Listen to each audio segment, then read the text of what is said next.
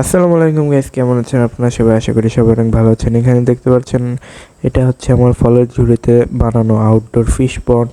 ঠিক আছে, সো এটা হচ্ছে একটা ডিআইওয়াই ফিশ পন্ড। তো এটা আমি বানিয়েছি মাত্র 80 টাকা খরচে।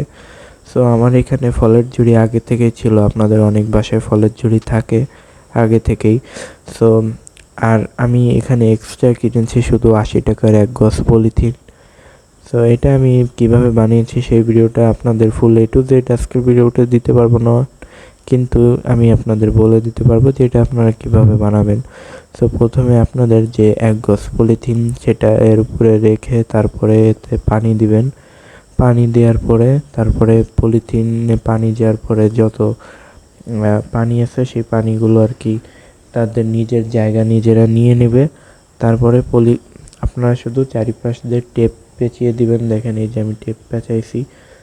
সো এরকম আপনারা টেপ পেঁচাই দিবেন, তারপরে হয়ে যাবে আপনাদের কম খরচে একটি ভালো 40 বা 50 লিটার এর একটি ফিশ পন্ড, যেখানে আপনারা ফ্রাই গুঁড়ো করতে পারবেন। এখানে অলরেডি দেখেন আমি ফ্রাই রেখে দিয়েছি। সো বাই বাই গাইস, ভালো থাকবেন।